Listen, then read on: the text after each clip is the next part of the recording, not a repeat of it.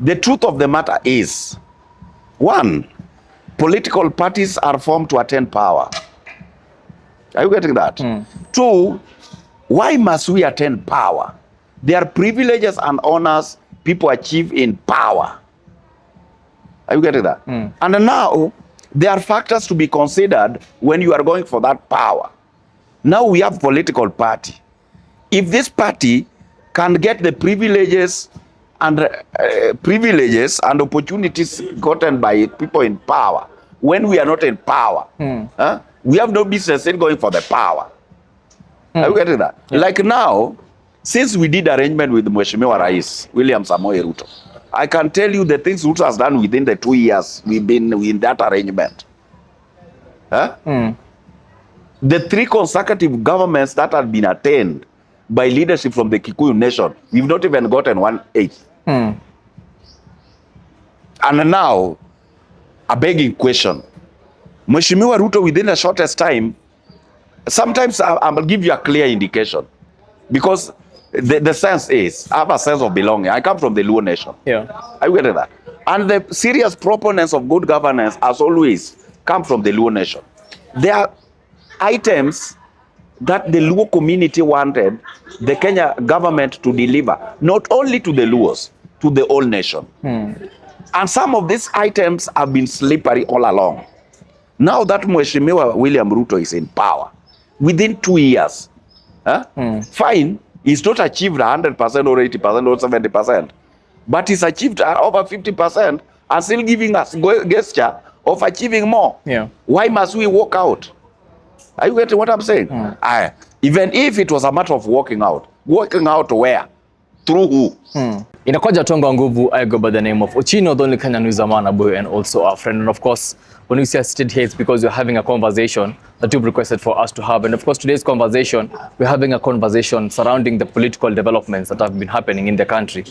During the Jubilee grassroots leaders meeting that happened in Thika, we saw the party leader, the Jubilee party leader, former President Uhuru Muigai Kenyatta, directing the SG, Jeremiah Kioni, to stop abusive words or abusive attacks towards the DCP party leader, that's Rigathi Gachagua. And a lot of people have interpreted this as a sign that Uhuru Kenyatta and Rigathi Gachagua might team up and work together in the 2027 campaign elections. There is also the issue of Kalonzo Musyoka visiting Opoda Farm, that's Raila Amolo Odinga's home, and also he went all the way to Kango Kajaramogi where Raila Odinga was buried. And a lot of people are interpreting it in a lot of ways because they're saying some people like Orengo, Governor Orengo, and also Ida Odinga made some remarks that they should also extend their support towards Kalonzo Musyoka. So a lot of people are asking themselves, will that be in 2032 or will that support come in 2027? To this and much more to discuss this, we have George Aliet. George Aliet. Yes. Karibu sana. Asante. For those people who might not know George Aliet, he's a governance expert and also a political strategist. He has been a friend of the show, and a lot of people love the way he usually analyzes politics in the country. And he's also a seasoned grassroots, semi-politicians, grassroots strategist. Aliet, shukran sana for coming. It has been almost a week of your absence on the show. Maybe umekuaje since the last time yenye tulikuwa hapa na wewe? I've been okay. It is almost a week, literally. It is because of the fact that we have to apply our trade to survive. Yeah. And given opportunity, we are always there. Yes.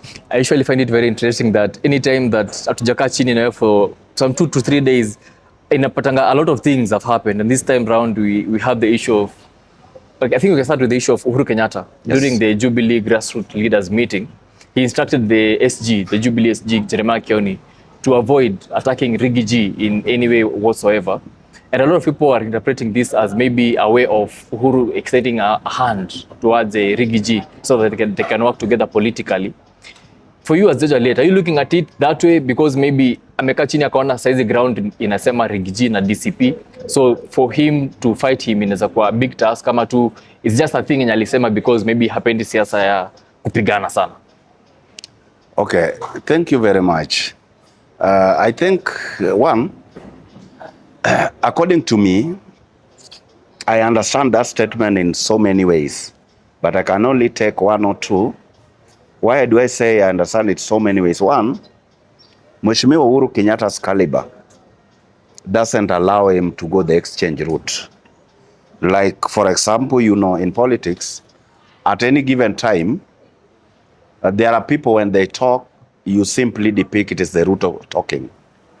We did have Raila Odinga. There are those people when they talks, that's a pure representation of Raila's sentiments. And so, when Jeremiah Kioni talks, many a times we say it is Uhuru talking. So sometimes he might not want to be in the mix, to be understood that he's on the same page with what Jeremiah Kioni talks. Because if anything, if it is a party issue, then the party position should be communicated, formally ratified by the NDC. But if it is a personal outburst or pronouncement, then we literally expect Uhuru's PA or communication unit to give that communication. But in the political platform, we view it differently. So that's why at one given time, Uhuru is duty bound based on his stature and his moral standard. However much sometimes we castigate these leaders when it comes to leadership, but we have also to give accolade at personal level. Everybody has his or her own level of standard. So like Uhuru's standard in the society, we cannot demean him to depict some of the statements given by his henchman in the party. So I talk about the standard, that's one. Two, I could probably bring it out that Mheshimiwa Uhuru Kenyatta doesn't want to engage the kind of narrative Rigiji is trying to give out. Because like when I speak and I'm myopic, at the end of the day, when you engage me, nobody will know who is stupid between us. And sometimes Uhuru wants to walk away from that. But at the same time, Uhuru Kenyatta I told you, is not a political novice. And so at one given time, even me, I don't come from there. But you believe me, walio wengi in the central nation, at this point of time, Rigiji is more or less like their leader. Yes, they classify Uhuru, yes, but when it comes to now political leadership, they tend to look into Rigiji more, because Rigiji can still step out and go and hunt and bring meat home. Yes, so that's why at the end of the day, he doesn't want that mix of Jubilee and DCP fighting openly. Let it be ideological fight, but not a physical one. And so Uhuru is bringing this not to lose the information war. Yeah. Yes. In looking at it, the optics is that Jubilee and the DCP, they are primarily fighting for the same constituent, that is the Mount Kenya region. Are we now going to see a situation whereby can the two parties now work together in terms of the working agreement 2027? Ili waseme maybe Mount Kenya East, maybe na DCP, Mount Kenya Central and this other side iende kwa Jubilee, ama it should be an open ground whereby everybody apiganie kiti yake venye nafaa. And are you seeing a situation whereby they can be also on the same coalition come 2027? What I'll tell you for a fact, and you have to understand me, I tend many a times to go by history. The central nation always has never given one political party. Even if it matters that when they produce a single presidential candidate, but on the ground, let's say the other tier, where we get legislators, they'll get so many people from different parties. And I think this is what Mheshimiwa Uhuru Kenyatta is trying to look for. Yeah. Uhuru Kenyatta is looking for a certain constituency that is level-headed, disciplined, and doesn't want to go into the murky waters of dirty politics. Even in the Kikuyu nation, we have a people who are level-headed, those who doesn't want nonsense. And so they are being created for a vehicle where they can be absolved. Beware, Uhuru Muigai Kenyatta has been the helm of this leadership of this country for 25 years. Why do I say it is 25 years? Give it the 15 years of the father. So Uhuru enjoys royalty. Give him his literal 10 years.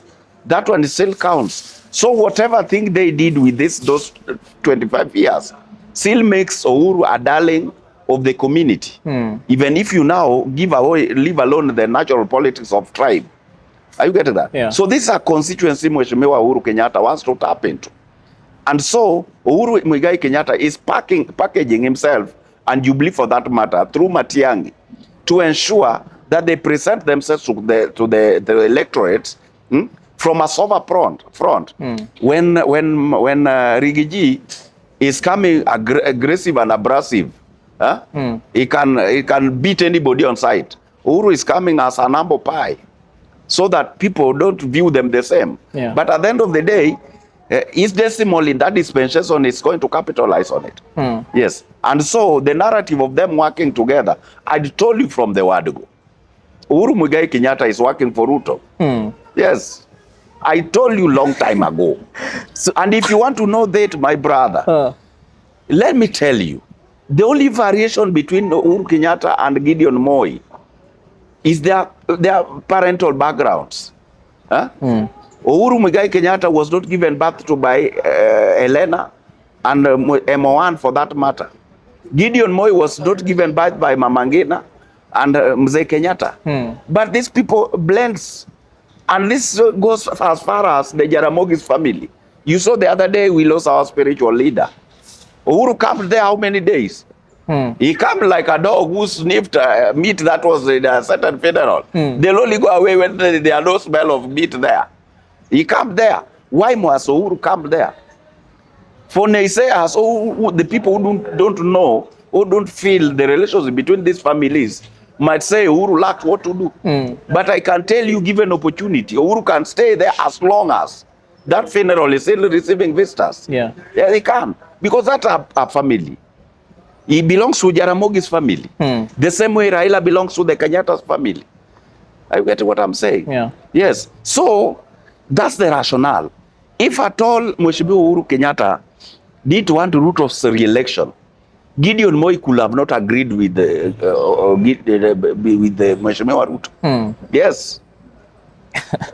and with the optics again that is currently, it's like Jubilee has already settled on Matiang'i, Fred Matiang'i as the flag bearer come 2027. Does that now put them ahead of other political parties who are yet to announce their political presidential bearers? Or does it now put them at a situation whereby they can now start to dig dirt to their presidential candidates? I think by virtue, Jubilee doesn't have so many issues at stake in terms of squabbles. They are just in good time to have a candidate. And so sometimes it's good to mold a candidate from before so that they start a little bit earlier. Yeah. So with the goings, that one will make them understand how they are going on the terrain. And you see, the Jubilee party, however much it might not look popular, but already they have their network. They've led this country. There are those people Matiang'i can count on. There are those people Mheshimiwa Uhuru Kenyatta can count on. There are so many friends who are Jubilee friends. So some of these people are literally going to be there. And I told you, this is a platform that is just only being set to ensure that these people have a room to negotiate with the next government. Yes. Now, moving forward to the issue of now Kango Karamogi, that is the Bondo side of Siaya County. It has been a place where, ever since Raila Odinga was laid to rest, a lot of different delegations have been going there just to pay the last respects. And the one that has caught the attention of many people is Kalonzo Musyoka's delegation to Bondo. That happened last week. A lot of people are seeing it as closure, because Kalonzo Musyoka has been seen as the political figure that has stood with Raila in the last 15 years, in the last 3 general elections. Alikuwa anajeka ambitions zake nyuma, ana support Raila as the presidential candidate 3 times. The first 2 times as the deputy, the third time aka support Martha Karua as the deputy, and he was to be given a cabinet slot if Azimio were to win. For you, how did you read that whole Kalonzo delegation meeting to Bondo? One thing I'm only going to be a bit clear, that many a times, as the electorates, we tend to view politics as enmity. This is very different from how the political class views it. Because like Kalonzo Musyoka and the late Raila Odinga, it's just like a brother. And so when a brother passes on, you have to give that respect the person deserves. And that's what necessitated Mheshimiwa Kalonzo Musyoka to do what he did. Besides the fact that they've been in the terrain, that might also be a gesture of intending to show the Luo nation, or the ODM fraternity for that matter, that now that the senior brother has gone, equally still present, and they should make haste and ensure that they consider with the same spirit that they had before. Yes, so that's the way, according to me, I view it. So whatever delegation he did, whatever things he took there, like the cows, according to us, it is normal. Yes. There's the issue of now Orengo, the people who spoke during that time, during the delegation, during that session, the comments of the Siaya Governor James Orengo and Ida Odinga, it's like people are saying that Kalonzo Musyoka supported Raila for the past three elections, that is the last 15 years. They've been in a working agreement politically. So watu wanasema ni kama it's now time ya kurudishia Kalonzo Musyoka mkono. So the thing is, a lot of people are saying if at all ni hata kurudishia mkono politically, should that support come in 2027 ama ikuje in 2032? One, I think as they put it, they are very right. Kalonzo stood with us in the hour of need, even though there are also other issues that we don't want to dwell on so much, but there are factors that necessitated such. Having said that, from the Luo nation, we view Kalonzo positively, and that gesture is needed. If he calls upon us to back him up, I think it is something we should give consideration. The only variation is that it is not in 2027, probably in 2032. Already we are in a movement, and it is decided, the die is casted. As a family, we are in broad-based government, and we have to ensure Ruto's second election, re-election. Are you getting that? Yeah. Yes. Are you not seeing it happening in 2027, or is it because from the talks that have been there is that the broad-based coalition or the arrangement that is there currently with the ruling party is that they're working until 2027, meaning by the time they're going to the election period, we will have ODM is free to have negotiations with who they can work with during the campaign period to have the next government 2027. Are you not seeing that 2027 is also viable for Kalonzo to have the ODM support? No. No, and I categorically tell you no. Why? What I'll tell you, my brother, is that we did make arrangement with the current regime to work up to 2027. There were so many, we had a 10 points agenda that was supposed to be implemented until that time. In a framework, you cannot work a primary program in education beyond 8 years, if at all the calendar ran for 8 years. So the program we did that with the current administration was pegged on the regime timeline. That is 5 years. That was ended in 2027. But now, the truth of the matter is, if the arrangement becomes more valid, we have no business of not elongating the arrangement. Are you getting what I'm saying? And more so now, the spiritual leader ensured we are in. And some of the things that arrangement came with are more viable than just walking away. What do? We have to stay there. Like, let me tell you, I think with the kind of question you are trying to give an impression of what Mheshimiwa James Agri Orego was saying there, let me tell you. Sometimes it is bad manners to discuss an elder, but when it is important, we can also not shy away from it. Yeah. The truth of the matter is, one, political parties are formed to attain power. Are you getting that? Two, why must we attain power? There are privileges and honors people achieve in power. Are you getting that? And now, there are factors to be considered when you are going for that power. Now we have political party. If this party can get the privileges and opportunities gotten by people in power, when we are not in power, we have no business in going for the power. Are you getting that? Yeah. Like now, since we did arrangement with Mheshimiwa Rais, William Samoei Ruto, I can tell you the things Ruto has done within the 2 years we've been in that arrangement.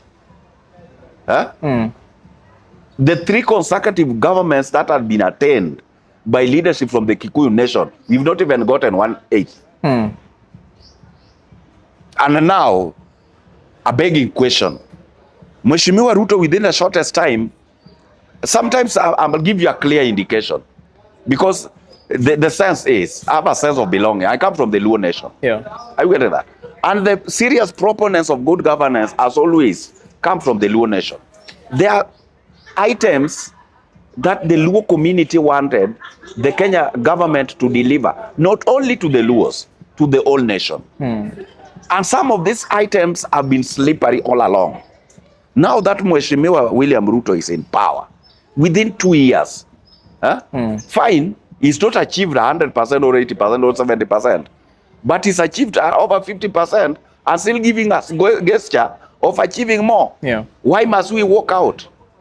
Are you getting what I'm saying? Even if it was a matter of walking out where? Through who? Here you are.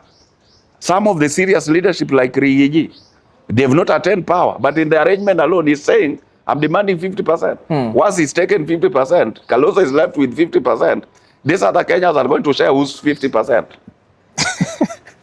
So for you, I are too.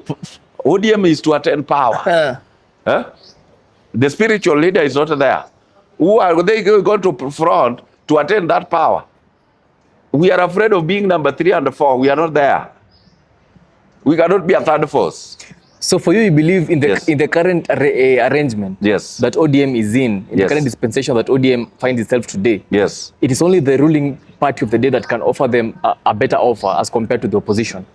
Let me tell you, not even giving us the better offer. There is where leniency and personal discipline iko. Huko kwingine iko. Sometimes you as a young man, when we talk, you might think we are tribal or we are demeaning our brother. Bwana, I can tell you. Hii hata ukanipeleka binguni. Vile Elijah alienda, I'll tell you.